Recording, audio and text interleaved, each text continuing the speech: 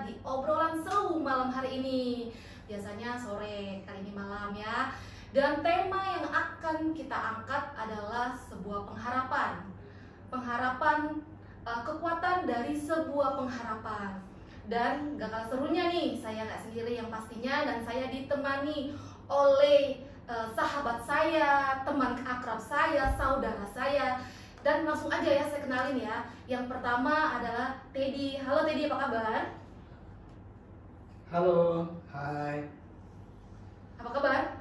Baik, luar biasa. Haleluya, luar biasa. Dan yang kedua, teman saya, sahabat saya, saudara saya adalah Magdalena. Halo Cilena, apa kabar? Halo, luar biasa kabarnya Mona.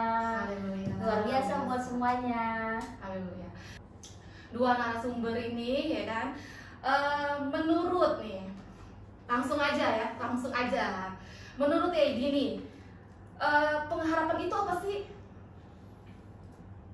Pengharapan kalau kita baca daripada pengertiannya menurut Kamus Besar Bahasa Indonesia adalah sesuatu hal yang ingin kita capai.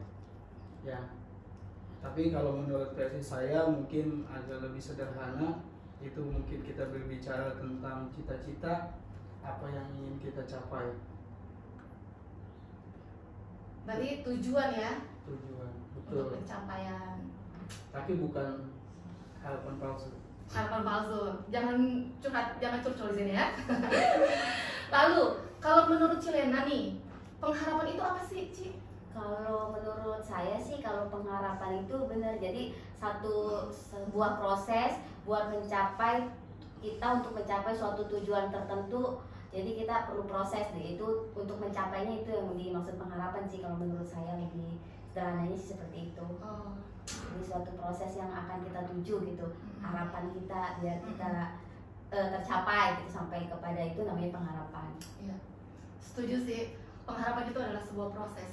Itu juga yang selalu saya tekankan di dalam kepala saya, dalam hati saya, kehidupan saya, adalah pengharapan adalah suatu proses. Setuju? Oke. Lalu yang kedua nih, seberapa penting sih kita mempunyai pengharapan sebagai anak-anak Tuhan? Terserah nih, siapa yang mau jawab nih? Biar Pak Teddy dulu aja dah. Oke, Teddy. Penting sekali. Kenapa? Karena begini, pengharapan itu kalau kita ibaratkan dengan sebuah mobil, pengharapan adalah tujuannya, sedangkan perjalanan menuju kepada tujuan itu adalah iman. Dan apa yang mengarahkan kita kepada di sana, seperti rambu-rambu lalu lintas atau apa, itu adalah kebenaran firman Tuhan, sehingga kita bisa capai pada tujuannya.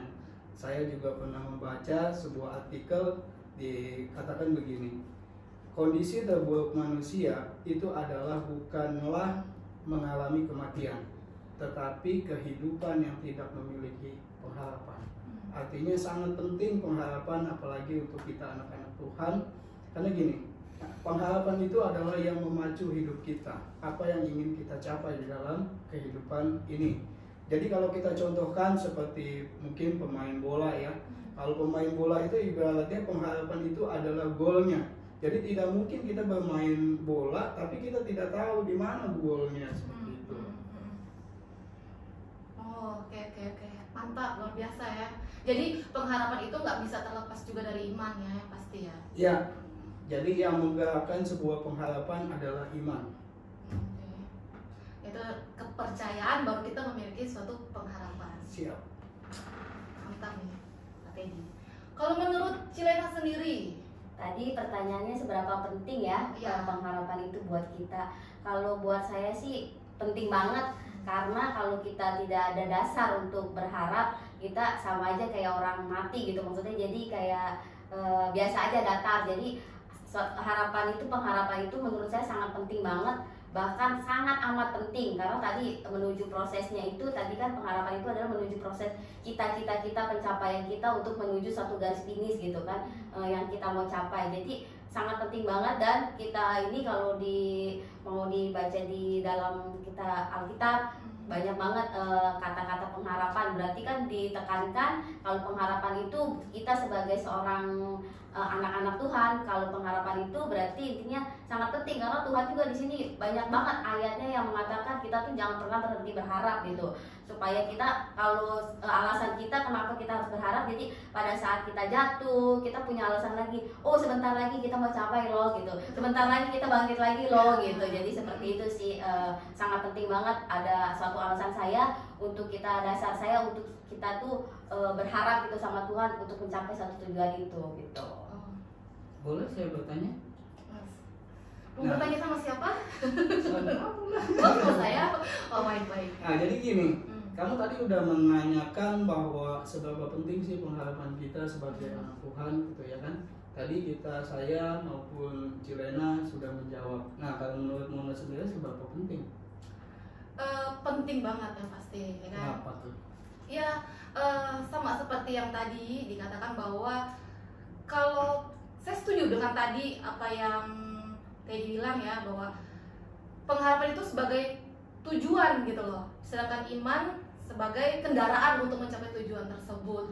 Jadi buat saya, pengalaman saya dan menurut kacamata saya, pendapat saya bahwa pengharapan itu penting banget gitu. Contoh, saya punya pengharapan di dalam masa depan saya gitu kan, dan saya sudah taruh itu dari saya lulus SMA, dan saya terus berharap sama Tuhan bahwa saya tahu, saya percaya bahwa masa depan saya selalu indah di dalam Tuhan gitu. Dan saya juga setuju dengan tadi Cilena bilang ya, bahwa pengharapan itu adalah suatu proses. Jadi untuk mencapai itu yang saya bisa saat ini saya terima dari Tuhan, itu adalah sebuah proses saya di waktu-waktu kemarin tentang pengharapan yang saya taruh di dalam Tuhan gitu. Jadi itu untuk mencapai suatu tujuan. Jadi dimana saat ini Tuhan sudah menjawab setiap doa dari pengharapan saya gitu. Jadi kita semua sepakat ya bahwa pengharapan itu sangat-sangat penting ya. Penting banget. Oke. Lalu nih, pertanyaannya selanjutnya, pernah tidak di dalam kehidupanmu merasa kecewa? Dan bagaimana kamu memulihkan, mengembalikan setiap pengharapan yang hilang? Nah, pasti pernah galau dong. Pernah galau ya? Oh, pernah galau. Ya, jadi gini, mungkin saya juga punya pakai istilah bahwa nobody perfect. Mungkin juga banyak teman-teman yang tahu kita bergerak di bidang pelayanan komunitas, mereka mungkin melihat kita fun-fun aja, happy-happy aja, tetapi kan pasti di dalam kita itu pernah, mungkin yang tadi Mona tanyakan, mengalami kekecewaan. Kalau ditanya pernah atau tidak, pernah. Nah, bagaimana caranya untuk saya memulihkan kembali kondisi ketika saya merasa kecewa, ketika saya kehilangan harapan saya, adalah ini berbicara mengenai hubungan kita dengan Tuhan. Ya, jadi ketika kita memiliki hubungan yang dekat dengan Tuhan melalui proses pembacaan firman Tuhan dengan komunitas-komunitas yang tepat, kita bisa kembali membangun harapan kita. Nah, contohnya gitu kan, saya mungkin dalam hal kekecewaan di dalam bidang keluarga gitu kan. Nah, saya mesti ubah pola pikir saya. Artinya gini, saya nggak boleh kalah dengan keadaan. Kenapa saya nggak boleh kalah? Karena gini, saya yakin, saya percaya melalui firman Tuhan bahwa kita memiliki Tuhan yang besar, yang lebih besar daripada masalah-masalah yang kita hadapi. Amen. Dan kedua, saya tidak, misalnya gini, saya tidak menjadi baper ya, bawa perasaan gitu. Artinya saya mencoba juga untuk ada di lingkungan yang bisa mensupport saya. Nah, puji Tuhan bahwa saya selama sepanjang perjalanan kehidupan saya tinggal bersama-sama dengan komunitas-komunitas yang luar biasa. Artinya ketika saya lemah, ada orang yang mensupport saya. Saya yakin, saya percaya sampai saat ini saya ada, itu bukan karena kekuatan saya, tapi saya yakin ada orang-orang di belakang saya yang berdoa buat saya sehingga saya kuat. Nah, yang ketiga adalah gini. Yang kedua adalah kita mengubah ya komunitas. Jadi jangan saat kita galau, kita berkumpul dengan komunitas-komunitas yang galau juga gitu, yang tidak salah ya. Ya betul. Jadi kita itu mesti punya komunitas yang tepat sehingga membangkitkan semangat kita kembali, memiliki pengharapan kembali gitu ya. Jadi memang sangat penting untuk kita hidup di dalam komunitas yang tepat. Yang membangun ya pastinya ya. Siap. Yang membangun hubungan kita sama Tuhan yang pasti. Betul. Oke. Nah, balik lagi nih. Kalau Ciliana sendiri gimana Ci? Pernah gak ngalamin kekecewaan Ci? Terus gimana cara bangkit kembali sehingga Ciliana punya menaruh kembali harapan kepada Tuhan? Jadi kalau ya seperti yang tadi Teddy bilang, siapa sih kita, semua manusia pasti pernah ada rasa kecewa karena kan kita juga nggak sempurna kan. Jadi ada rasa putus asa, ada rasa kecewa, itu udah makanan sehari-hari gitu.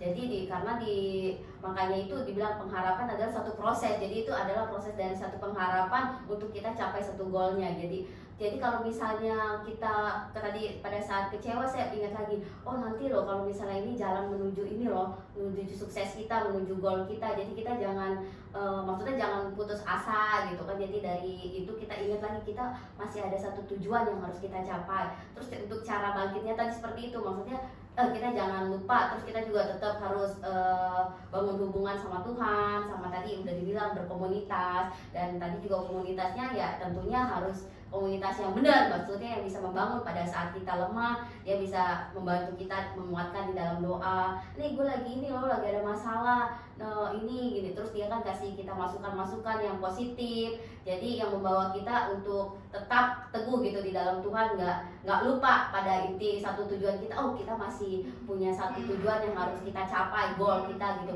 Jadi ini saatnya karena dalam setiap itu kan tadi proses, dalam setiap proses itu kan nggak selalu mulus gitu kan. Jadi kita ada kalanya kita lemah, ada kalanya kita kecewa. Tapi satu hal sih ayat yang maksudnya kita satu ayat yang saya pegang gitu, bahwa semuanya itu segala perkara yang Tuhan buat kita itu pasti mendatangkan kebaikan. Ingat aja apapun yang terjadi dalam kehidupan kita, baik susah, baik dalam senang, pasti semuanya intinya nanti akan mendatangkan kebaikan buat kita. Jadi buat mengajar kita, mendidik kita supaya kita tuh jangan di sini aja, jangan puas, kita ada satu goal yang harus kita capai itu sih. Luar biasa ya sahabat-sahabat saya ini. Dan pertanyaan selanjutnya ya. Tapi tadi sebelum ke pertanyaan selanjutnya, yang saya setuju gitu ya bahwa komunitas itu penting ya, komunitas yang membawa kita, nggak mungkin lah ya kalau anak-anak muda gitu ya, pasti pernah lah mengalami kekecewaan, nggak cuma anak-anak muda, tapi cara untuk membangkitkan kembali supaya kita punya pengharapan, yang pertama memang benar itu kita harus punya bangun hubungan kembali dengan Tuhan karena dia memang sumber pengharapan kita. Dan yang kedua adalah orang-orang di sekitar kita, benar gak sih? Betul. Orang-orang yang ada di sekitar kita yang selalu mensupport ya kan. Jadi kalau saya boleh ambil ya benang merahnya gitu ya, bahwa komunitas yang benar, komunitas yang baik itu penting banget kita milikin gitu ya di dalam kehidupan kita sehari-hari gitu. Jadi saat kita mau jatuh, ada sesuatu hal atau ada yang mengait gitu ya supaya kita nggak terjatuh jadinya. Kan kebanyakan kalau anak-anak muda gitu ya mengalami kekecewaan ya tahu ya gitu ya. Maksudnya ada hal-hal yang mungkin supaya bisa menghilangkan hal itu dengan hal-hal yang nggak baik. Jadi kalau kita punya komunitas yang benar, yang pasti komunitas rohani ya, itu bagus banget gitu. Setuju banget sih. Dan yang keempat, menurut kamu nih, pengharapan yang tidak mengecewakan itu pengharapan yang bagaimana? Ya pengharapan yang tidak mengecewakan ya pastinya semua jawabannya pasti bertuju pada pengharapan yang ada pada Tuhan Yesus kita kan. Jadi pengharapan yang jelas gitu, maksudnya kalau kita kan nggak boleh bersandar berharap pada manusia. Kalau manusia mengecewakan, tapi Tuhan itu tidak pernah mengecewakan. Dulu sekarang bahkan sampai selama-lamanya dia tetap Tuhan yang tidak pernah mengecewakan. Jadi kita harus berharap pada sumber yang benar gitu. Jadi pada Tuhan lah kita berharap gitu, maksudnya kita punya pengharapan yang jelas. Tapi dalam menuju satu itu kan nanti banyak prosesnya. Jadi kita harus tetap kuat gitu Mbak. Jangan pas kita udah mau dikit lagi gol, kan akan step by step ya. Jadi ada tahap-tahapnya untuk menuju satu gol itu. Mungkin ada masalah, kita jangan pernah ini aja sih, maksudnya jangan pernah mundur gitu. Jadi tetap terus aja pada saat kita mau ya masih lama nih kayaknya nih buat menuju, kita ingat aja bentar lagi kita lihat seperti lihat aja kayaknya tinggi banget kita buat capai itu, tapi pada saat itu nggak terasa kita bahwa kita tuh udah naikin dari langkah awal ke B ke C sampai akhirnya nanti kita menuju kepada tujuan kita. Jadi gitu sih intinya gitu. Oke. Kalau menurut Edi gimana Teh? Ya, jadi pengharapan yang tidak mengecewakan ya tadi. Pengharapan yang tidak mengecewakan. Menurut kamu tuh pengharapan yang bagaimana gitu ya? Nah, jadi begini, kalau pengharapan yang tidak mengecewakan adalah pengharapan yang kita taruhkan itu kepada sosok yang tepat. Setuju. Ya, jadi sosok yang tepat tadi sudah Cilena kasih tahu bahwa gini, pengharapan itu harus kepada Yesus. Gitu ya. Karena gini, manusia itu mengecewakan. Ya kan, pasti pernah dong kita semua mengalami, maksudnya kita udah percaya dengan si A atau si B, kemudian dia mengecewakan. Dan mungkin kalau dengan bahasa-bahasa milenial gitu kan, manusia itu sering PHP, pemberi harapan palsu gitu ya. Jadi kalau kita itu yang tidak mengecewakan adalah pengharapan yang pada sosok yang tepat, yaitu Tuhan Yesus. Nah, jadi gini, kita coba buka Alkitab kita. Kenapa penting kita menaruh harapan kita kepada Tuhan, kepada Yesus? Itu ada di Bilangan pasal 23 ayat 19. Nah, jadi saya bacain ya. Jadi gini, firman Tuhan demikian, Allah bukanlah manusia sehingga ia berdusta, bukan anak manusia sehingga ia menyesal. Masakan ia berfirman dan tidak melakukannya, atau berbicara dan tidak menepatinya. Artinya gini, di sini sudah sangat jelas dikatakan ketika kita berharap kepada Tuhan, kepada Allah, Dia tidak akan mengecewakan kita. Ya, jadi yang tidak mengecewakan bagaimana? Ya, kita mesti menaruh harapan kita kepada Tuhan. Begitu ya. Jadi saya punya kesaksian bahwa saya punya kakak yang sedang dalam masalah hukum. Nah, setiap minggu dia telepon saya. Satu ketika saya berpikir gini, kenapa kok dia selalu menghubungi saya gitu?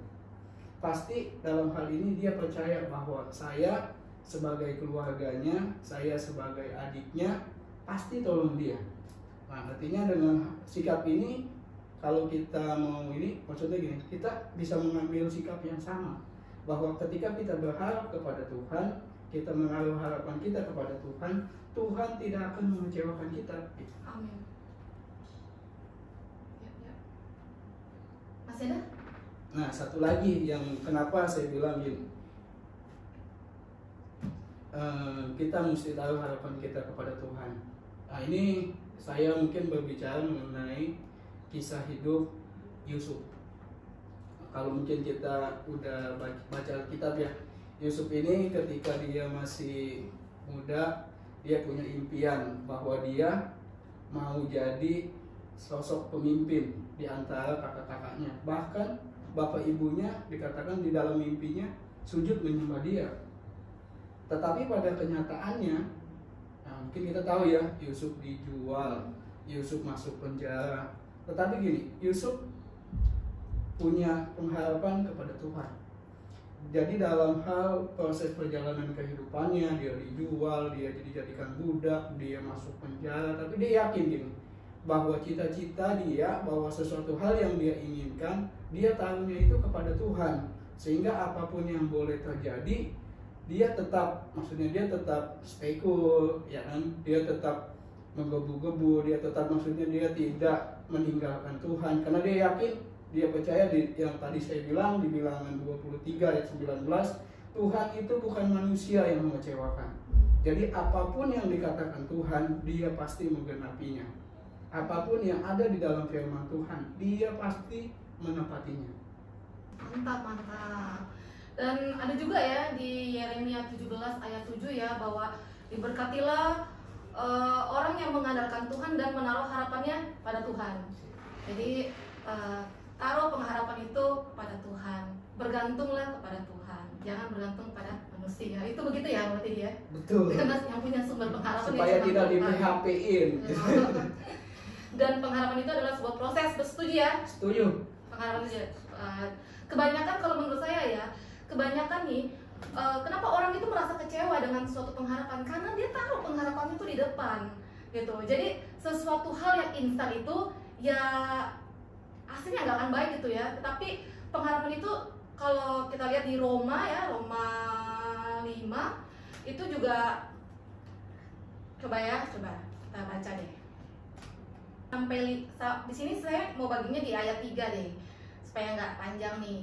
Dan bukan hanya itu saja, kita malah bermegah juga dalam kesengsaraan kita, karena kita tahu bahwa kesengsaraan itu menimbulkan ketekunan, dan ketekunan menimbulkan tahan uji, dan tahan uji menimbulkan pengharapan, dan pengharapan tidak mengecewakan, karena kasih Allah yang telah dicurahkan di dalam hati kita oleh Roh Kudus yang telah dikaruniakan kepada kita. Jadi setuju banget yang tadi kita udah sama-sama bahas, bahwa suatu pengharapan itu adalah sebuah proses.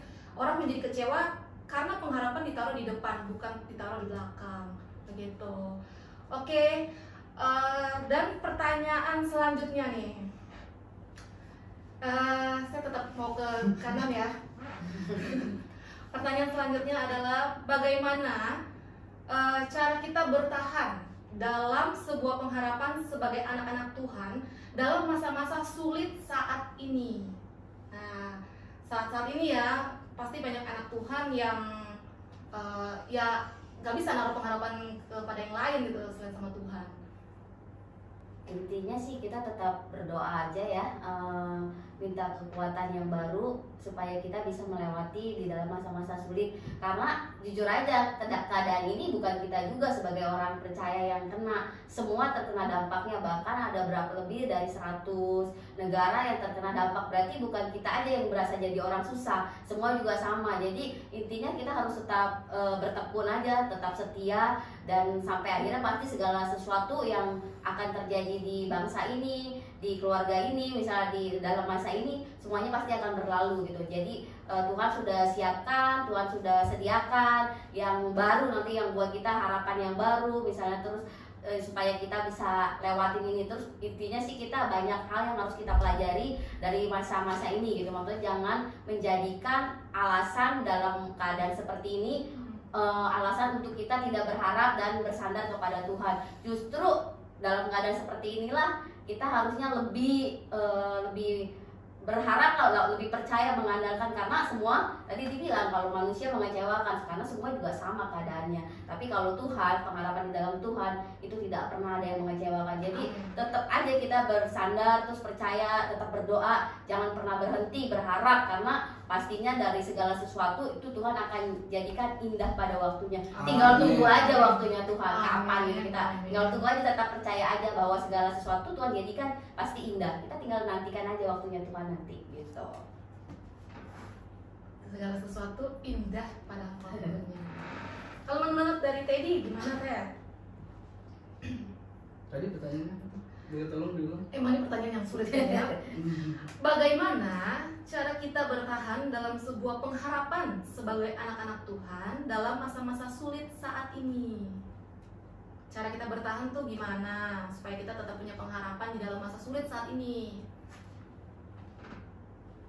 Ya, saya kembali lagi kepada apa yang sudah tadi saya katakan, bahwa mungkin nggak ada cara lain yang bisa kita lakukan selain daripada ini, mempercayai janji Tuhan. Kita tahu janji Tuhan itu lewat bagaimana dengan membangun hubungan kita dengan Tuhan dan membaca firman Tuhan setiap hari. Bahkan di Mazmur 1 dikatakan begini kan, bahwa 1-5 kalau tidak salah dia bilang begini, yang kesukaannya ialah Taurat Tuhan dan merenungkannya siang dan malam, ia akan seperti tanaman yang ada di tepi aliran sungai, dia akan berbuah lebat. Jadi kalau kita mau terus punya pengharapan, ya kita bangun hubungan kita dengan Tuhan, kita baca Alkitab setiap hari, kita yakin dan kita percaya bahwa setiap janji Tuhan, seperti tadi saya sudah katakan, tidak ada yang tidak terlaksana. Dengan kita mengetahui ini, itu akan terus memotivasi kita bahwa kita tidak akan kehilangan harapan kita pada saat-saat ini. Dan banyak juga pengalaman-pengalaman hidup yang saya bangun, maksudnya saya selalu mengingat-ingat pada keadaan-keadaan krisis, ya gitu kan. Dan mungkin kita tahu ya bahwa pertolongan Tuhan itu selalu datang pada waktu yang tepat. Bahkan kalau kita mungkin selidiki kembali di dalam hati kita ya, pertolongan Tuhan itu datangnya last minute, sehingga membuat kita deg-degan kayak yang gitu. nggak terduga ya. Iya. Kadang nggak terduga ya. Iya, betul. Nah, jadi ini kesaksian dalam kehidupan saya ketika saya masih sekolah. Dulu saya itu keluarga saya itu sangat-sangat sederhana. Nah, kemudian saya mau mengikuti sebuah ujian. Nah, di situ saya belum bayar SPP sampai 6 bulan. Sedangkan peraturan di sekolah itu kalau tidak bayar SPP tidak ikut ujian. Nah, tetapi di situ pagi sebelum saya berangkat sekolah, saya dapat satu firman Tuhan di Matius 7 ayat 7 yang berkata seperti ini. Mintalah maka akan diberikan kepadamu. Nah, firman Tuhan yang saya baca itu sepertinya menggebu-gebu di dalam hati saya. Padahal saya tahu kalau misalkan saya datang ke sekolah pasti saya nggak dapat kertas ujian karena saya belum membayar kewajiban SPP gitu kan, orang tua saya. Tetapi saya coba bangun iman saya mengikuti, saya datang ke sekolah sampai jam 7 kurang 15 mungkin 7 kurang 15 kok nggak ada tanda-tanda pertolongan nih gitu kan. Akhirnya saya putuskan saya masuk ke dalam toilet dan saya kasih tahu ya ke teman-teman bahwa Tuhan itu hadir di setiap tempat, walaupun itu di toilet mungkin kayaknya nggak sopan ya. Tetapi gini, Tuhan kita maha hadir dimanapun itu berada. Jam 7 kurang 15 saya berdoa kepada Tuhan. Nah, yang saya berdoa bukannya Tuhan tolongin saya atau bagaimana. Saya diingatkan lagi Matius 7 ayat 7, mintalah maka akan diberikan kepadamu. Saya berdoa kepada Tuhan, Tuhan tadi pagi saya dapat ayat ini, mintalah maka akan diberikan kepadamu. Ini sudah mau jam 7, saya mau ujian gitu. Tapi saya yakin, saya percaya bahwa saya meminta kepada Tuhan, pertolongan kepada Tuhan. Nah, tolong saya Tuhan. Nah, kemudian saya keluar dari toilet. Di situ, pokoknya nggak tahu ya, ini bukan sebab kebetulan. Jadi pas saya keluar dari toilet itu ada ketua ini tata usaha. Dia panggil saya gini, Teddy sini. Kenapa? Lu kok belum ikut ujian? Lah bukan, saya belum bayar SPP. Tadi ada bapak-bapak datang ke sini, dia kasih uang. Katanya di sini ada nggak anak yang punya, maksudnya kategorinya cerdas, tapi nggak mampu. Ini saya ada uang buat bantu dia. Dan di situ puji Tuhan, jam 7 tepat dikasih kertas ujian. Katanya gini, saya dari situ setiap kali saya mengalami masalah, saya selalu ingat kejadian ini, bahwa Tuhan Yesus menggenapi janjinya. Seperti tadi di bilangan ya, di bilangan 28 ayat 19 itu, bahwa gini, kita sudah punya Tuhan yang tidak pernah mengingkari janjinya. Amin. Amin. Panjang. Gak apa-apa. Lanjut aja. Iya, jadi sekali lagi dan saya mau tekankan kepada teman-teman bahwa gini, mungkin dalam kondisi saat ini, di dalam mungkin ya kalau kita lihat di berita, keadaannya sangat menakutkan ya. Ada, kita selalu dengar maksudnya korban COVID-19, korban PHK karena krisis ekonomi. Tetapi sekali lagi saya mau percayakan bahwa teman-teman untuk kembali membiasakan untuk kita punya hubungan dekat dengan Tuhan dan biasakan untuk membaca Alkitab. Nah, jadi tadi untuk membahas ini saya menemukan ayat yang luar biasa. Itu mungkin teman-teman semua udah tahu karena ayat ini biasa jadi ayat emas. Jadi ada di Yeremia 29 ayat 11. Nah, dia katakan begini. Sebab aku ini mengetahui rancangan-rancangan apa yang ada padaku mengenai kamu, bukan rancangan kecelakaan, tetapi rancangan damai sejahtera. Amin. Untuk memberikanmu masa depan yang penuh harapan. Amin. Nah, jadi ini firman Tuhan memberkati saya sekali untuk saya datang ke sini, saya bagi-bagikan ke teman-teman bahwa gini, Tuhan kita adalah Tuhan yang luar biasa. Amin. Semua yang dirancangkan adalah rancangan yang terbaik. Amin. Tidak pernah rancangan kecelakaan. Amin. Untuk tetap membuat kita penuh dengan harapan. Amin. Setuju. Nggak beda jauh ya tadi sama yang tadi dijelasin juga mengenai masa depan ya. Jadi pengharapan yang kalau tadi dijelasin pengalamannya ya, akhirnya bisa bayar apa SPP ya? SPP ya. Saya juga punya ayat nih mengenai masa depan, ya kan? Ini selalu saya pakai dan saya pernah pakai ini di dalam buku skripsi saya karena ini yang selalu saya pegang di dalam Tuhan, bahwa saya punya suatu masa depan yang baik di dalam Tuhan. Di sini di Amsal 23 ayat 18, karena masa depan sungguh ada dan harapanmu tidak akan hilang. Jadi nggak beda jauh sama yang tadi dijelasin juga, bahwa seperti yang tadi saya bilang kan, bahwa saya punya cita-cita, saya punya keinginan untuk menjadi sebuah, kalau nggak notaris ya, seorang kalau nggak notaris atau nggak lawyer gitu. Dan itu udah lama sekali saya taruh harapan saya sama Tuhan. Dan betul banget bahwa pertolongan Tuhan itu jawaban dari setiap pengharapan kita itu terkadang Tuhan jawab yang kita nggak duga ya, bener nggak sih? Yang kita nggak duga ya. Last minute. Terus saya juga nggak menduga bahwa jawaban dari pengharapan saya adalah saat ini yang Tuhan jawab buat masa depan saya gitu, dengan impian saya gitu. Jadi luar biasa ya tentang pengharapan itu. Benar-benar pengharapan itu adalah sebuah tujuan. Jadi kalau kita nggak punya pengharapan, kita kayak bermain bola yang nggak punya tujuan. Kalau kita bermain bola nggak punya tujuan, kita maksudnya gini, bermain bola nggak punya goal gitu ya. Jadi ya muter-muter aja gitu. Oke. Sekarang kita beralih dari pertanyaan dari saya gitu maksudnya. Dan ini ada pertanyaan dari para netizen ya. Ini ada pertanyaan yang masuk, dan sebelum saya bilang bahwa pertanyaan ini boleh juga saudara-saudari yang di rumah juga boleh memberikan pertanyaannya, nanti akan dijawab oleh dua sahabat saya ini. Oke, pertanyaan yang pertama itu dari akun IG Sora ya.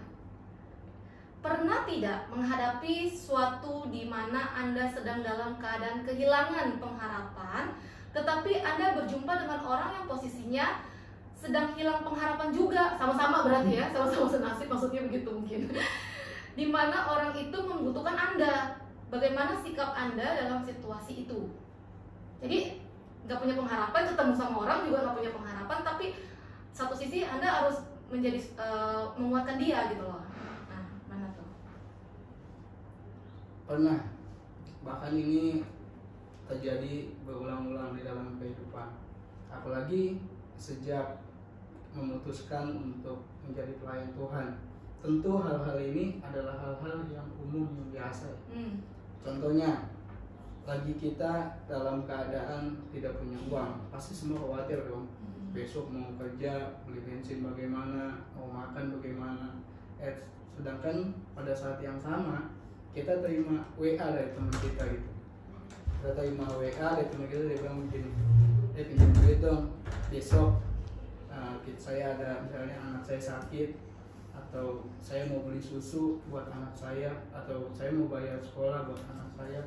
Itu kan menambah kegelisahan ya di dalam kita ya, begitu kan.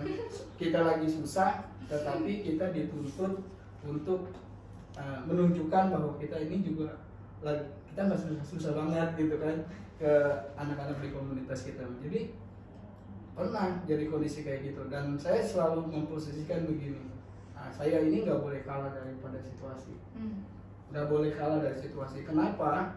Karena gini, sejak kali kita diciptakan bahwa kita adalah pemenang. Artinya gini, kita ini pelayan Tuhan, kita ini dilihat sama anak-anak komunitas, sama teman-teman, bahkan sama lingkungan, gitu kan, bahwa kita harus menunjukkan gitu bahwa kita ini adalah pemenang. Tapi kalau ditanya udah pernah nggak, pernah, bahkan sering banget kayak begitu. Nah, dan di dalam komunitas ini saya bersyukur ya, maksudnya gini, kita diajarin untuk bukan hanya memberi saja, tapi berkorban. Tahu bedanya memberi dan berkorban. Kalau saya punya uang 1 juta, kemudian saya kasih Mona nih 100.000, itu saya memberi Mon. Tapi pada saat saya hanya punya uang 20.000, tapi kamu minta 20.000 gitu. Itu adalah pengorbanan kalau saya kasih kepada kamu. Karena kenapa? Setelah saya kasih saya nggak punya apa-apa. Nah, jadi seperti itu kondisinya. Pernah sering banget kayak gitu. Jadi saya cuma mau nunjukin begini. Tapi ada satu hal yang baik yang saya tangkap daripada situasi yang sering terjadi gitu kan. Saya cuma bilang begini. Saya susah, tapi ternyata banyak yang lebih susah dari saya gitu. Nah, itu adalah momen dimana saya jadi begini, ada kesempatan buat saya mengucap syukur sama Tuhan. Betul, setuju. Ya itu aja yang saya bisa jawab tadi ke akunnya si Sora itu ya. Nah, mudah-mudahan bisa menjawab gitu untuk pertanyaan kegalauan si Sora itu. Ya. Semoga jelas ya yang bertanya. Mungkin kalau dari Cirena sendiri mau menanggapi berbeda mungkin dari Teddy. Kalau tadi apa tadi kita ditanya pada saat kita pernah tidak menghadapi situasi di mana Anda sedang dalam keadaan kehilangan pengharapan, tetapi Anda berjumpa dengan orang yang posisinya sedang hilang pengharapan juga gitu. Dan di mana orang itu membutuhkan Anda, bagaimana sikap Anda dalam situasi itu? Pernah sih, ini sih kejadian di kehidupan saya pribadi ya, karena mungkin ada sebagian yang udah tahu atau ada yang belum tahu. Kalau saya dulu pernah tersangkut kasus hukum. Jadi kalau di kasus hukum berarti semuanya pada orang yang udah kagak punya pengharapan gitu. Cuman karena kita di situ ketemu sama orang-orang yang udah gak punya pengharapan, dia pernah cerita gini. Tapi tadi seperti yang Teddy bilang gitu kan, kita tuh lebih gitu, ada lebih maksudnya. Jadi kita harus sama, kita juga nggak tahu nih putus asa, udah dalam keadaan terjepit, nggak tahu harus ngapa-ngapain lagi gitu. Tapi di sisi lain saya juga pengen maksudnya ngasih pengalaman kita supaya kita tuh jadi jangan seperti suntuk, seperti kayak orang mati gitu, nggak bisa ngapa-ngapain. Ya paling kita bilang kita cuma ngasih menguatkan sama kita, oh gini loh, gini. Jadi di situ malah justru pada saat kita ini ngasih masukan, ngasih semangat, ngasih support sama orang itu, kita bisa membangun satu komunitas meskipun dari agama dan suku yang berbeda gitu. Jadi kita di situ saling menguatkan. Jadi oh ternyata justru gue itu jadi enak ya. Jadi maksudnya jadi seperti menguatkan, nah aja kok dia juga seperti ini gitu. Terus jadi kita bangun hubungan. Jadi kita kalau misalnya tadi yang biasanya sendiri-sendiri, jadi sekarang kita ada waktunya, misal bisa ngobrol, bisa cerita-cerita tentang ini. Oh tenang aja, pasti di setiap segala sesuatu misalnya kita itu bisa kita lewatin lah, intinya gitu. Terus jadi kita misalnya bisa sama dekat sama Tuhan, tetap berpengharapan lah, intinya jangan gue juga sama seperti ini kejadiannya misalnya, tapi tenang aja lah, pasti kita dari semuanya ini kita bisa lewatin gitu. Mantap. Kita langsung aja di pertanyaan yang kedua dari akun IG Kevin_Leo. Pengharapan yang sejati secara alkitabiah bagaimana sih? Coba mungkin Teddy yang menjawab kayaknya. Jadi gini, tadi di pertama-tama kita udah bahas bahwa kalau kita ngomongin tentang pengharapan, kita akan selalu bersinggungan dengan iman. Karena iman adalah kendaraan untuk kita mencapai tujuan gitu kan. Nah, jadi dikatakan pengharapan yang sejati itu bagaimana gitu kan. Pengharapan yang sejati adalah gini, pengharapan yang kita berharapnya kepada sesuatu janji firman Tuhan. Di dalam firman Tuhan itu semuanya ada masalah kehidupan kita gitu. Nah, jadi tugas kita adalah misalnya kita bukannya mempercayai keadaan, tetapi kita mempercayai janji Tuhan untuk menjawab keadaan kita. Itu menurut saya yang menjadi pengharapan sejati. Nah, jadi buat teman-teman lah semua, maksudnya gini, jangan sampai kita hilang harapan. Harapan yang sejati adalah harapan yang kita taruh pada sosok yang tepat. Seperti tadi saya bilang, pengharapan sejati kita adalah kita menaruhnya itu kepada Tuhan, kepada Yesus, kepada Allah Bapa kita. Amin. Haleluya.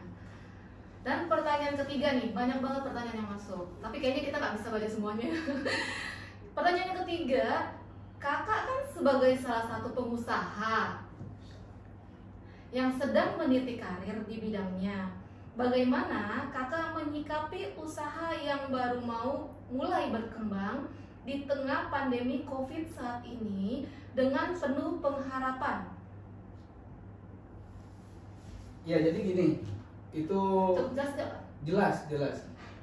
Nah, jadi kalau buat teman-teman yang mungkin belum tahu, saya ini lagi coba-coba bisnis kuliner.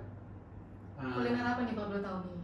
Ada macam-macam. Jadi saya ada bangun untuk spesial sambal, terus kemudian ada siji itu seperti ini ya, apa?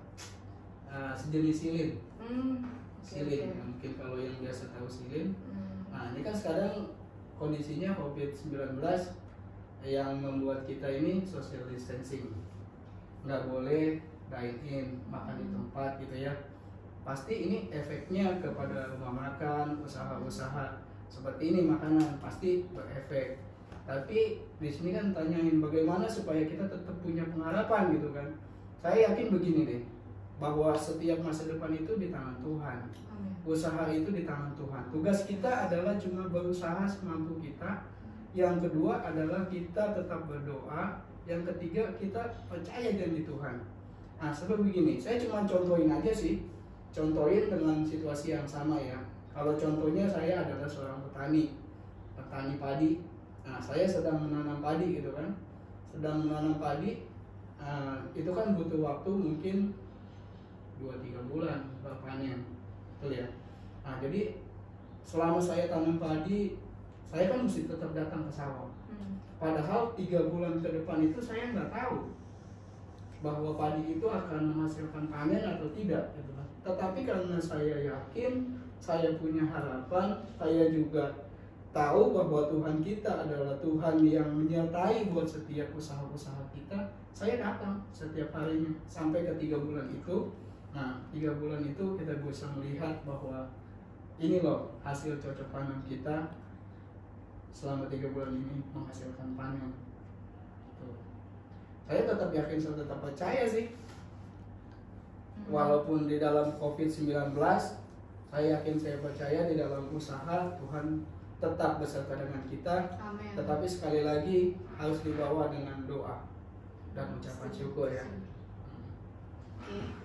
Terima kasih buat Teddy dan buat Cilena yang udah temenin saya malam hari ini untuk kita bincang-bincang seru ya mengenai suatu pengharapan.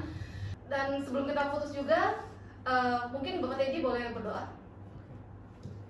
Bapak yang baik Tuhan, terima kasih buat kesempatan pada malam ini kami boleh ada bersama-sama di tempat ini. Kami yakin, kami percaya bahwa setiap apa yang boleh kami bagikan, buat setiap apa yang kami perbincangkan tidak pernah menjadi sia-sia. Amin. Biarkan firman Tuhan yang ada boleh pada malam ini menguatkan kami Tuhan. Di tengah badai kami tetap punya pengharapan kepada Amin. Tuhan. Terima kasih Bapak. Kami juga Tuhan memberkati buat sahabat-sahabat KMN yang menyaksikan acara ini Tuhan. Kami yakin, kami percaya bahwa setiap mereka yang memiliki pengharapan, Engkau Tuhan Allah yang sumber kekuatan boleh menyertai buat setiap kehidupan mereka. Engkau Tuhan Allah yang menjadi sumber pengharapan yang tidak mengecewakan.